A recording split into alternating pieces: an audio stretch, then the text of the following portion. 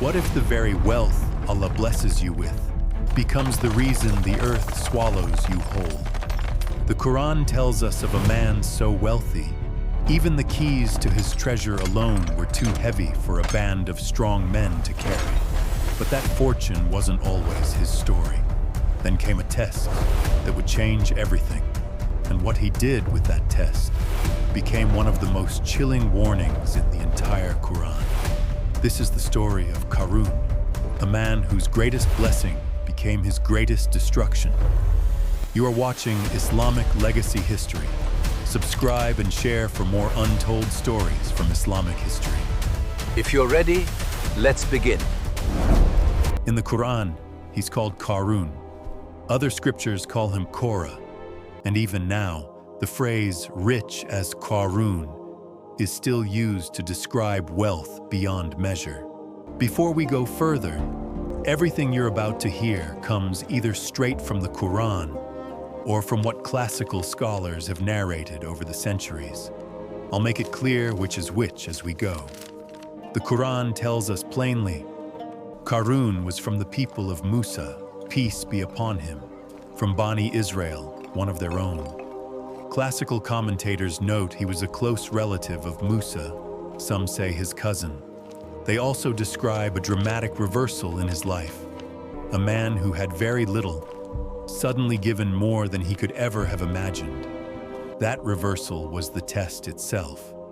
Surah Al-Qasas describes it directly. Allah gave Qarun treasures so vast, their keys alone needed a band of strong men just to lift them. He had standing now, respect, everything the world calls success. But none of that was the real test. The real test was still coming. Then Allah tested him with extraordinary wealth, so immense that the Quran describes even the keys to his treasures as a burden for a band of strong men, impossible to ignore. The Quran doesn't tell us how. It doesn't explain the source, the method, or the moment it began. It simply tells us the result, treasure on a scale we already know the weight of. That silence isn't an accident.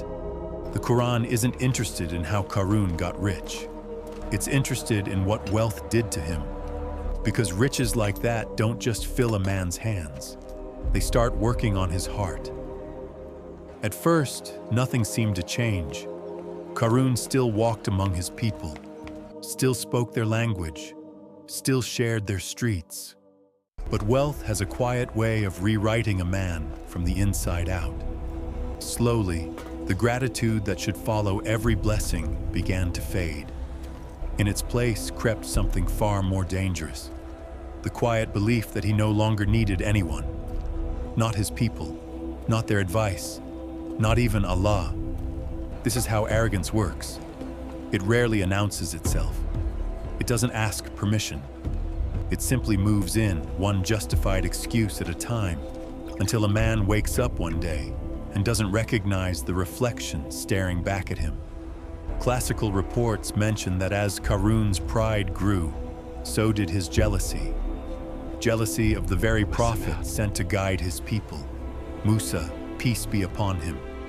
In Qarun's eyes, Musa stopped being a mercy and started looking like a rival. His own people tried to warn him. Their advice was gentle. Don't let this wealth turn you arrogant, because Allah has no love for those who exult in pride. Use what you've been given to seek reward in the next life, the tame. But don't abandon your share of this one either. Do good, the way Allah has been good to you, and never let this fortune become an excuse to spread corruption. It was simple advice, honest advice, straight from the Quran itself. Qarun's answer would become one of the most arrogant lines in the entire book. The Quran records his reply. I was only given it because of knowledge I possess. 7 words. And in those 7 words, an entire heart laid bare. Not Allah blessed me, not this is a test, just I, my knowledge, my effort, my reward. He had forgotten the most basic truth a believer can hold, that everything a person carries was never truly their own to begin with. And the Quran doesn't let that boast go unanswered. It asks a question that still echoes today. Did Qarun not know that Allah had already destroyed entire generations before him?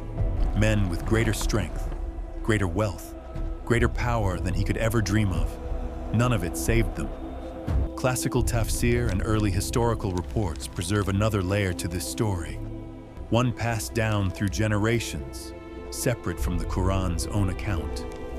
Threatened by Musa's growing influence, Qarun is said to have plotted against him, paying someone to falsely accuse the Prophet of a grave sin in front of his own people. He thought this would finally silence Musa for good. He had no idea it would seal his own fate instead. According to these early accounts, Musa stood before the gathered crowd and warned them of a serious matter. Falsely accusing someone of a grave sin carried real consequence. Qarun saw his opening. He asked, Even you? Musa answered without hesitation. Yes, even me. Qarun turned to the woman he had bribed. He said, Tell the community exactly what you witnessed, and do not waver. But when she stood in front of Musa, really stood in front of him, something in her broke. She couldn't go through with it. She cried out. They're lying! They paid me to accuse him falsely! Silence, then chaos, then something no one expected. The very people gathered to destroy Musa's name began declaring their faith in his Lord instead. That's where the classical narrations end. But here is what the Quran itself confirms happened in the days that followed. Qarun walked out before his people one final time, dressed in his full splendor, gold catching the light, everything the world calls success on display. And it worked. Those chasing the life of this world looked at him and said, If only we had what Qarun has been given. He truly is a man of fortune. But not everyone was fooled. Those blessed with real understanding gave a warning that still cuts deep today. Woe to you! Allah's reward is far better for whoever believes and does what is right, but none will attain it except those who stay patient. That warning would prove true faster than anyone imagined. The Quran tells us plainly what happened next. Allah caused the earth to swallow him and his home entirely. He had no one to help him against Allah, not his gold, not his people, not even himself. No warning, no mercy plea, no final negotiation, just gone. The very people who had looked at his wealth one day earlier and wished for the same fate now stood frozen, saying it plainly. Allah extends provision to whoever He wills, and He withholds it too. Had Allah not shown them mercy, they might have been swallowed right along with him. Indeed, the disbelievers never truly succeed. So what does this story actually leave us with? Once you strip away the legends and hold on to only what's confirmed, wealth itself was never Qarun's crime. The Quran never once condemns riches. Some prophets were given great wealth, like Sulaiman, peace be upon him, who ruled a kingdom unlike anyone before or after him, and remained grateful to Allah despite it all. The disease was never the gold in Qarun's hands. It was the arrogance in his heart.